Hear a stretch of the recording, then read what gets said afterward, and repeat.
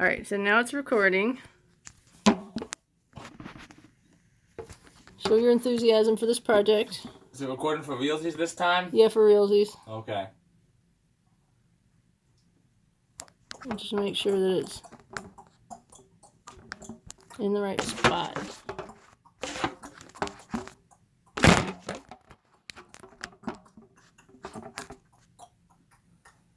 Okay.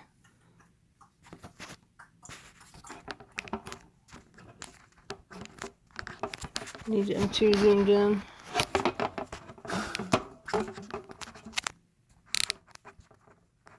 Okay. I think we can just roll with this. As long as it doesn't move. Okay.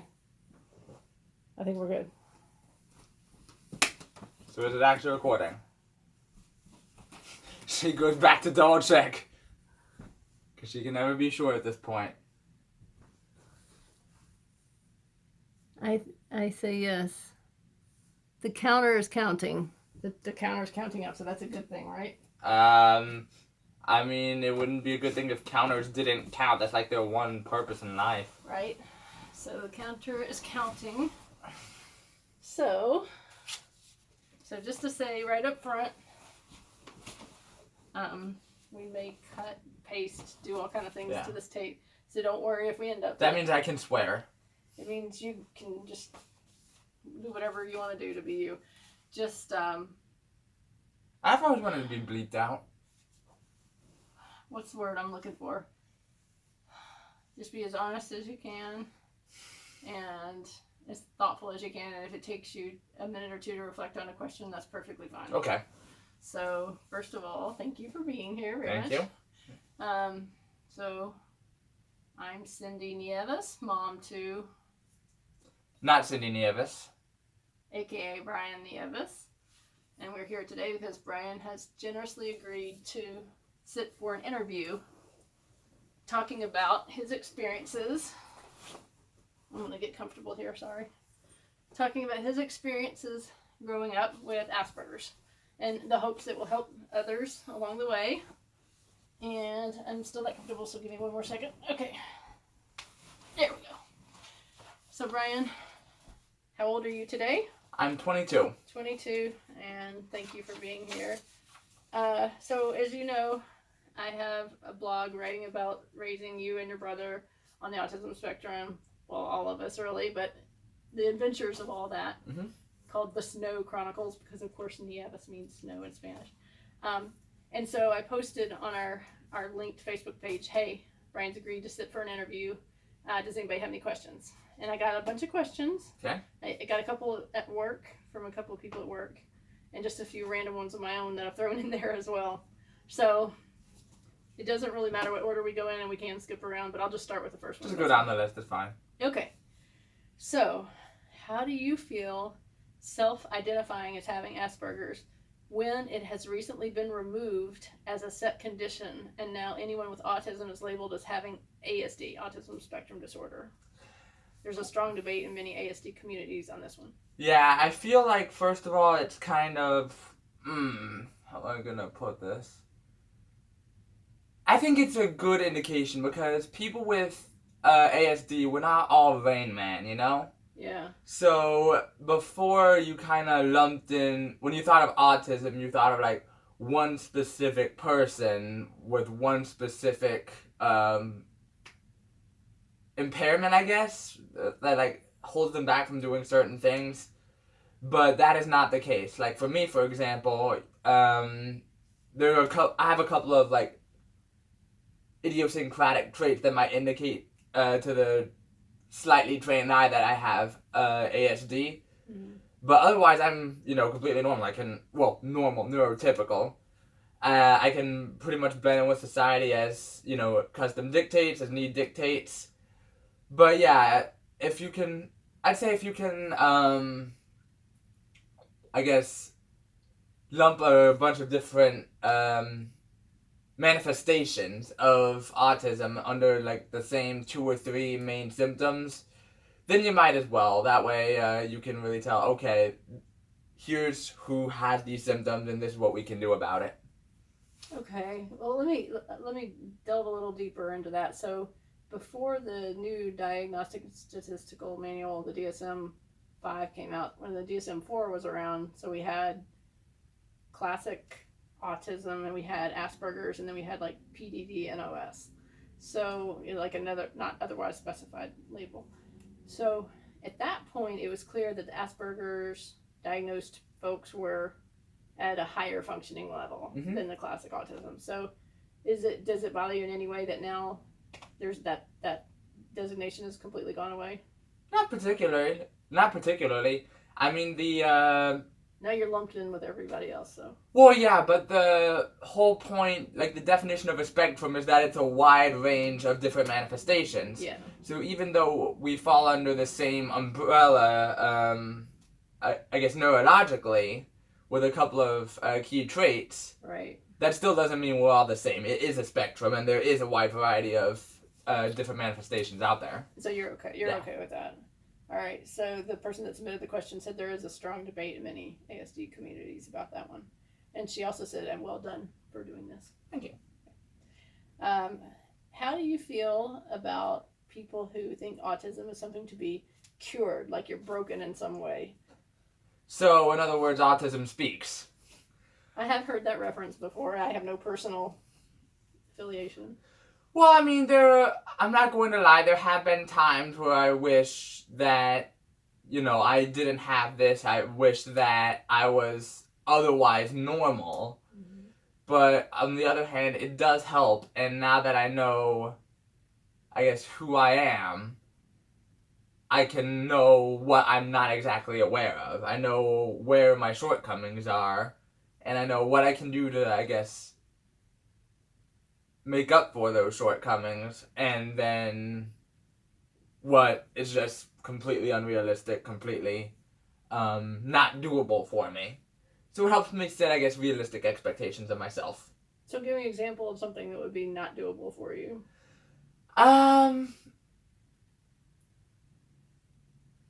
Probably a lot of customer service jobs, I would say. And I might be able to do it, like, if I had, proper training, but it just takes so much out of me, and I'm completely unable to function socially, especially in a rapid fire manner over a long period of time. Mm-hmm. So knowing I can't do that helps me realize, okay, I might be able to apply for this job, I might be able to go to this event. Or, no, I do not want to do this. Okay, having that self-awareness. Mm-hmm. You mentioned that you mentioned an organization that might or might not be affiliated with curing or fixing people. But the second part of my question is do you feel that you're disordered in some way or just wired differently? I would say wired differently. I mean, when I identify myself, I don't like to think I'm held down by autism in any way. I like to think I'm a cool, badass, awesome, brilliant, funny, moderately attractive guy who also happens to have autism on the side. Yes, exactly. So when I think of it that way, I know it's still a part of my life, but it doesn't in any way define me. Awesome. So it's a piece of you, but it's not who you are. Yeah. Awesome. Alrighty. Now I'm going to ask you to go way back in time. This question asks about what made you the most anxious when you were in elementary school. Ugh. And was there anything your teachers could have done to make your time in school better? Well, this is kind of tricky because I did, I guess, bounce from elementary school to elementary school with a little bit of homeschooling in between. So I didn't really get a sense of, I guess, stability for a long time, like really up until high school. Now you were in the same K through 2, you were in the same school. Yeah, same K through 2. I left the first day of grade 3, and then I homeschooled for 4th grade, joined Alphabet Elementary for 5th grade, and then was gone by the time I hit middle school. I had moved to Maryland. So I guess the thing that makes me the most anxious, and it still kind of is the case for me today, is when somebody tries to use physicality to come at me or restrain me. And I remember that was actually what got me suspended from my initial K through first day of 3 elementary school, was because somebody was like trying to pull me somewhere, make me go somewhere I didn't want to go. Mm-hmm. So I ended up hitting them, and it turned out, and it was the principal of the school, and she basically said, well, you're out. And I'm just like, well, fuck you then. You're trying to pull me places, and I'm just defending myself. Why are you suspending me, you know? So there are places where I think that'll, I guess, make me the most anxious. It's kind of a twofold between people in authority trying to physically force me to go places they want me to go, Mm-hmm. especially when more recent times than that, I was willing to do it myself. They did it to me anyway, and I reacted in the same way. And then having them think that they were, somehow better than me just because they were older, and I'm just like, I can point out all the flaws in that logic if you wanted me to. Like, I am just as good, if not more competent than you are to run this or to do this specific thing, because I know how to handle this shit. So I guess that's a twofold. So that takes me in 2 different directions, because I'm not just your interviewer and questioner today, I'm also mom. Yeah. So I have the background, obviously. So, first of all, the fight or flight thing. Mm-hmm. That was where you were. Yes, definitely. And as soon as they would restrain you, your choices were fight or flight. That was it. So you were already ramped up by the time you got to whatever circumstance had them restraining you. Mm-hmm. And part of that is like, I realized eventually, and this was probably towards the end of freshman year of high school, that neither fight or flight would be work. And I'm like, well, if neither of those options work, what the hell am I supposed to do when people are being stupid around me, basically? Because I really have to restrain myself, and it just really takes it out of me when I, can't react in any way that normal people are supposed to react.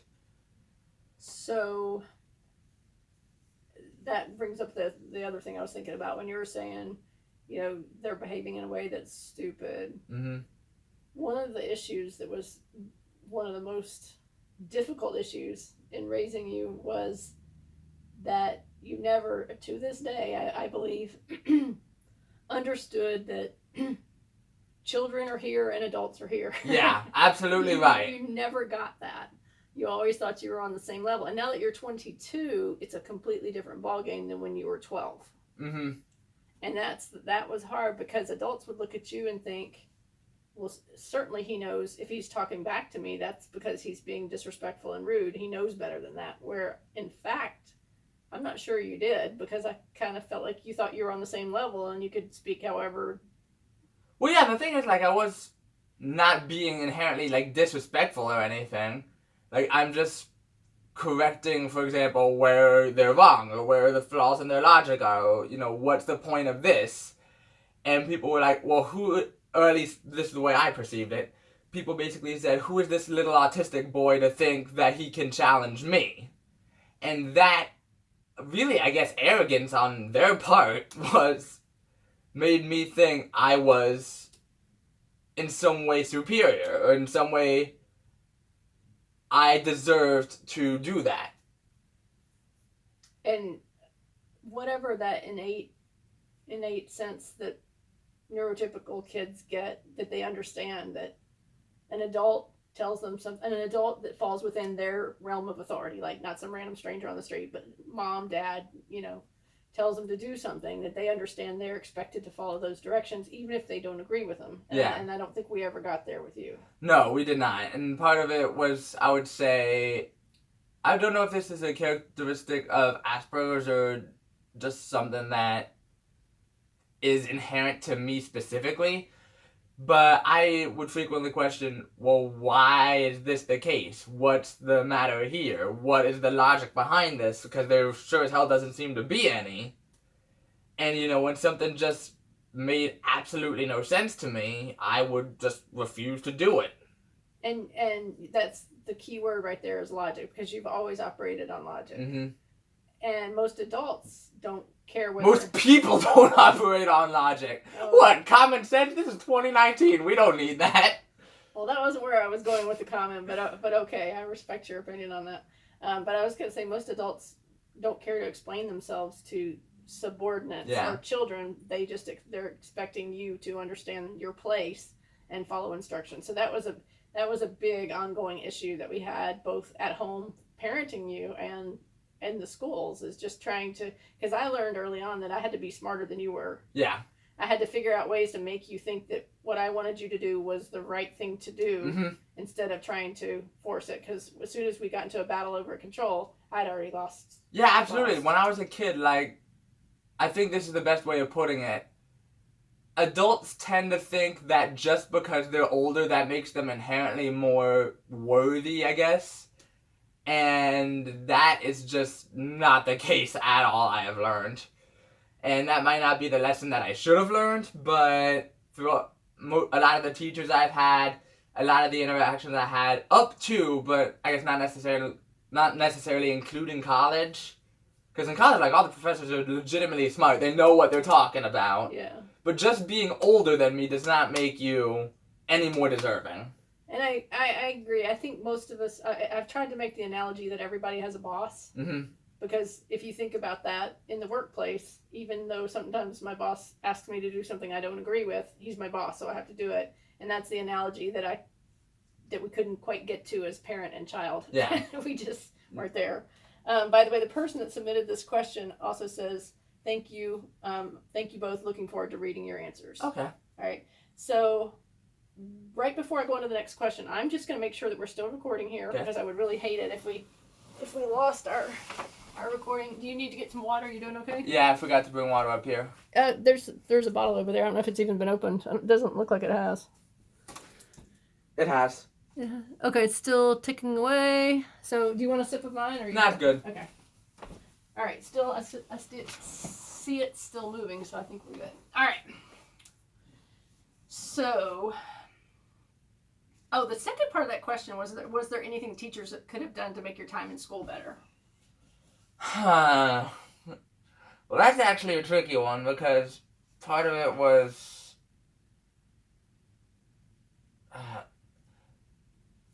I would say part of it is just like, I mean, the expectations I have of people are to, like, operate with logic, know what you're talking about, and that's basically it. Like, that's the best way you can really get on my level, is to have, clear, steeped in logic and rather than emotion, reasoning behind doing something. Mm-hmm. And people just aren't like that a lot, and it kind of is an almost isolating feeling to me, because I'm like, am I the only one who thinks, no, this is definitely not going to be the case just because it makes you feel this way? That doesn't necessarily make it true. Mm-hmm. Yeah. But, yeah, so anything teachers could have done differently? I guess largely it was just indulge me in a way. Because, like, yes, I'm telling you to do this because so-and-so. And I would have been, okay. Like, explain a little bit more the why. Exactly, the why. Or sometimes there have been teachers that just get offended when I correct them on something they got wrong. And to that, I just say, show a little bit of humility, teachers. Right, and that goes back to that thing about sometimes it's not what you say, it's how you say it kind of thing, because I do remember one of those where you called out a homeschool teacher and legitimately she was teaching something incorrectly, and she was up there in front of the class and it was not right, and you just called her on it, but in a more abrupt kind of, hey, that's not right kind of way, where now you would probably say something like, hey, can we look at that one again? Yeah, I absolutely would. I've gotten a lot better at correcting people over the years. Actually, no.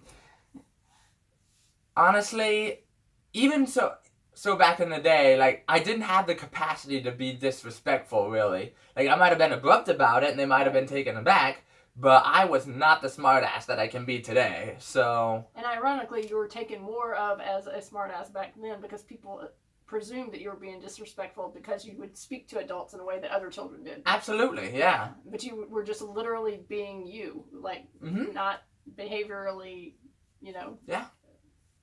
Okay. So, tell you more about the why behind when they ask you to do something. Yeah, and then just, if you get a student like me that points out when you're doing something wrong, don't get offended at them. That's never right anyway. I mean, you're a teacher, so your job is ideally to teach. So, hopefully you would be correct in what you are teaching. But being people and human, everyone makes mistakes. Yeah. So, you would say from the perspective of, okay, I'm a teacher, I know I'm going to make mistakes, we all do. I don't mind my student calling me out as long as they say, hey, teach, let's look at that one again. Or yeah, as long as they're not like inherently disrespectful, like, hey, dumbass, you got that wrong. Yeah. Then roll with it, Say, okay, well, this is right because, or, oh, no, I'm wrong. Good point about that, yeah. Yeah, and that's one of the things that's universal, I think, for humans is that we want to defend our rightness sometimes instead of wanting to be curious about, hey, well, why is he saying that? Yeah, it's called the backfire effect. When people's beliefs are challenged, even when it's like ironclad logic or factual evidence, they still tend to grasp onto them harder. Like, for example, I saw this episode on an episode of Adam Ruins Everything. If somebody says, oh, hey, I'm thinking about trying Soul Cycle, was the example on the show, and somebody says, oh, no, don't do that, here's some experts can be bad for you, you might say, oh, hey, good to know. But if somebody's already doing Soul Cycle, and it's like their entire life, and somebody says, oh, well, I hear some experts say that's bad for you, they're going to, clamp down and say, well, that's not what so-and-so says, or something like that. They're not going to be as receptive if they're entrenched in their beliefs. Yeah, okay. Adam Ruins Everything is one of your favorite shows. Yeah, the reason I like it so much is that it takes those misconceptions that people have and it actually uses facts to correct them. Logic and facts, yeah. All right, this is a related question. As a young child and elementary school age, what helped you most that you remember? Was there something in particular that calmed or relaxes you during anxious times? Yeah, this one's really kicking it back. Yeah, because honestly, I don't really remember a whole lot of moments of pure anxiety before, like, high school. Like, I can remember the moments that have stood out because they were just so jaw-dropping. I was like, I got suspended because of this, or, some teacher tried to grab me but when this happened, and I will remember that.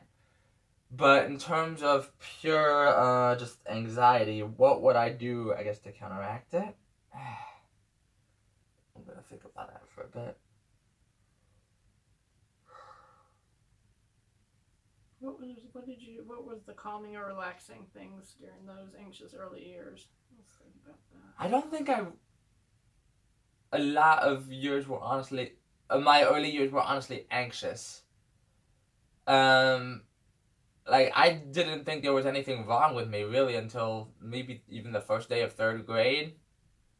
And that was when, like, the teacher tried to grab me and I ended up hitting back because that was how I defended myself.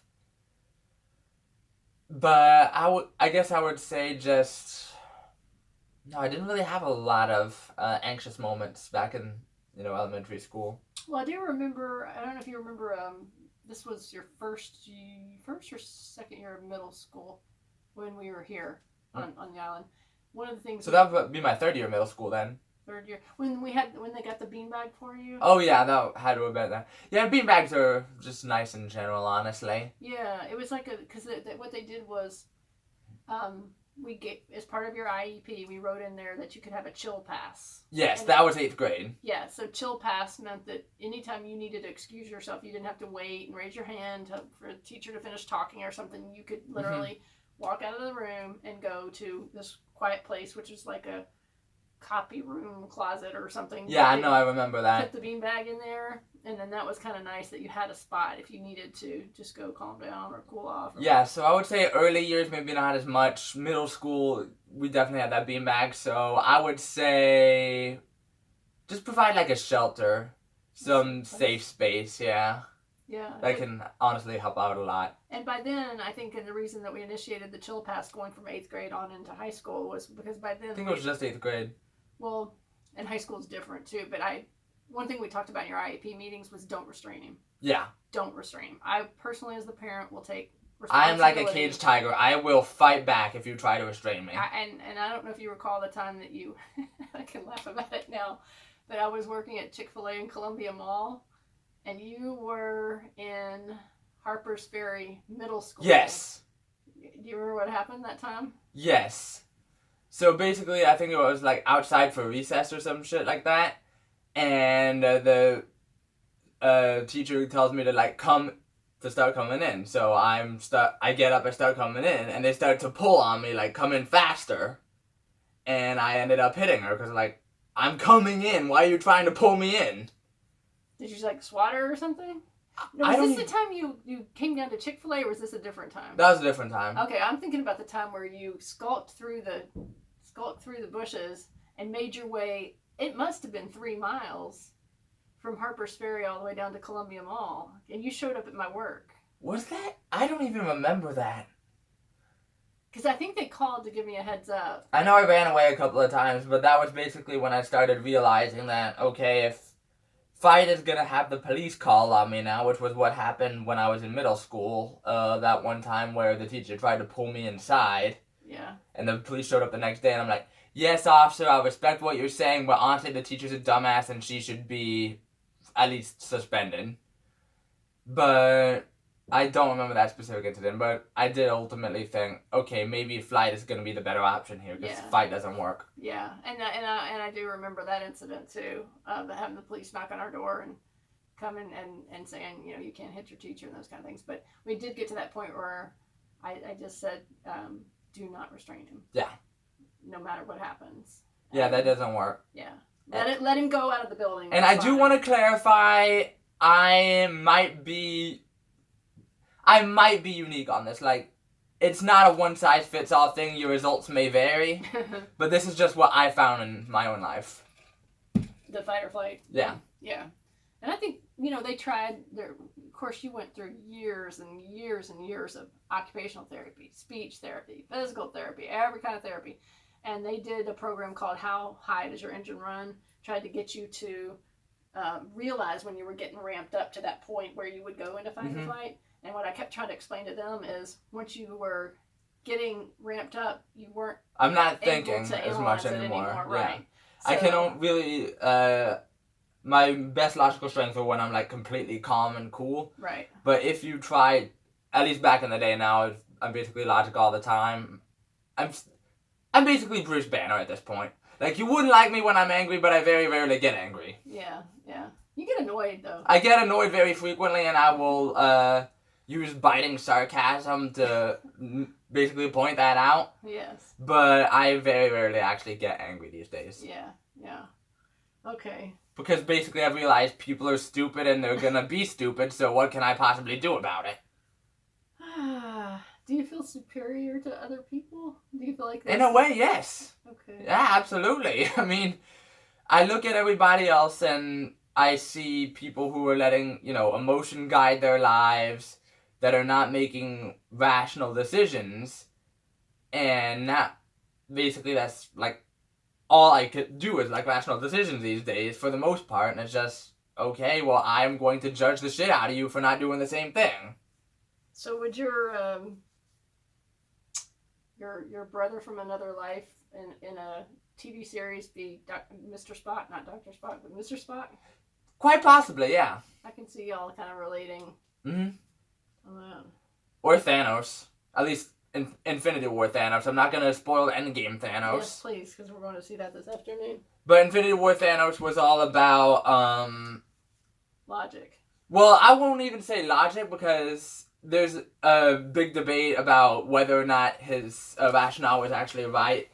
Like, whether or not wiping out half of all life would, in fact, provide more resources. Right. But he generally thought he was, you know, the people he was sacrificing were for the good of everybody else. Okay. That's basically me. Like, I guess that's very Spockian as well. The needs of the many outweigh the needs of the few. Or the one, yeah. Well, on that note, we're going to take a 1-minute break. I'm going to pause and restart because I don't want to have one video that goes on forever. and is interminably long. All right, I'll get some.